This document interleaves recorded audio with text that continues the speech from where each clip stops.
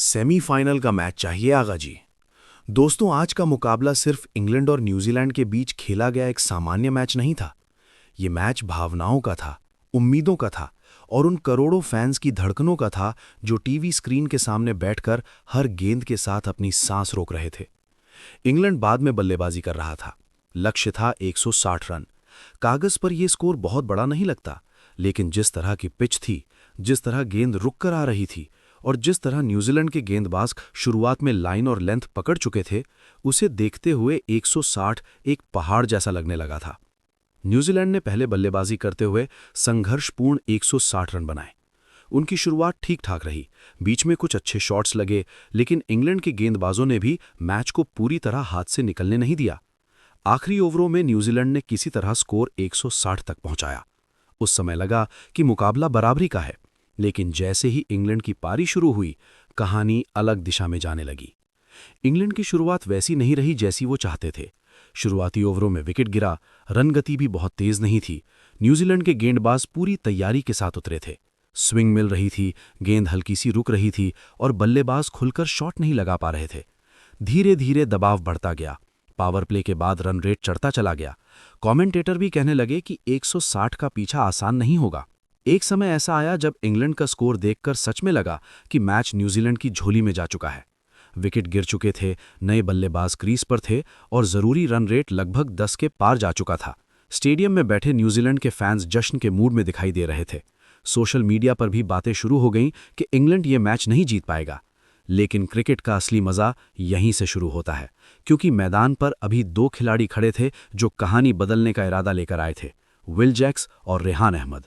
Will Jacks ने शुरुआत से ही घबराहट नहीं दिखाई। उन्होंने समझ लिया कि अगर एक छोर संभाल लिया जाए और बीच बीच में बाउंड्री आती रहे तो मैच में वापसी हो सकती है। उन्होंने जल्दीबाजी नहीं की, खराब गेंद का इंतजार किया, सिंगल और डबल लेकर स्ट्राइक रोटेट की, धीरे धीरे दबाव कम करना शुरू किया। दूसरी तरफ रेहान अहमद आए।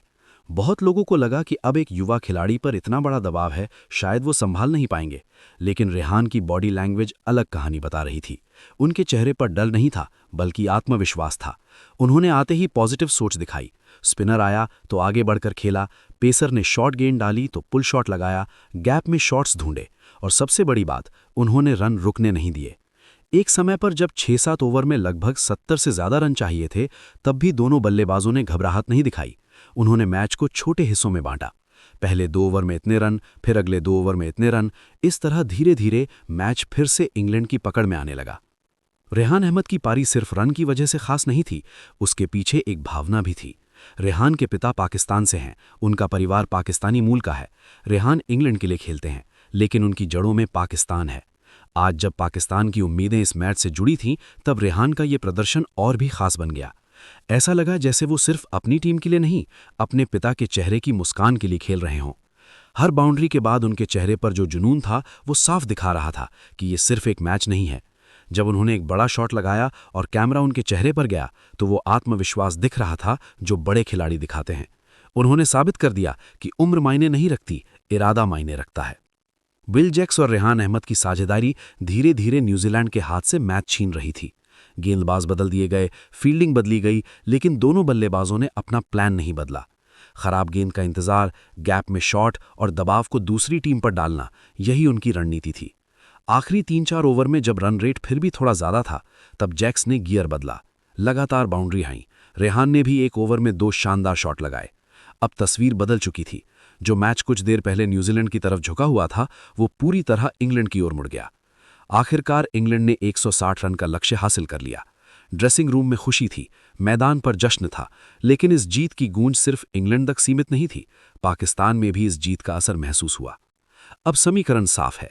अगर सेमीफाइनल का मैच चाहिए आगा जी, तो पाकिस्तान को अपने अगले मुकाबले में सिर्फ जीत नहीं, बड़ी जीत चाहिए। नेट रन रेट का खेल है, सिर्फ 2 पॉइंट लेने से काम नहीं चलेगा। जीत का अंतर बड़ा होना चाहिए। अगर पहले बल्लेबाजी मिले तो बड़ा स्कोर बनाना होगा और सामने वाली टीम को कम रन पर रोकना होगा। अगर चेस करना पड़े तो तेजी से करना होगा। आज इंग्लैंड ने अपना काम कर दिया। उन्होंने हारते हुए मैच को जीता। विल जैक्स ने समझदारी दिखाई, रेहान अहमद ने दिल जीत लिया। खासकर रेहान की पारी लंबे समय तक याद रखी जाएगी, क्योंकि उसमें सिर्फ तकनीक नहीं थी, भावना भी थी। अब सबकी नजरें पाकिस्तान पर हैं, क्या वो इस मौके का फ़ायदा उठाएंगे? क्या वो प्रोफेशनल प्रदर्शन दिखाएंगे जिसकी ज़रूरत है?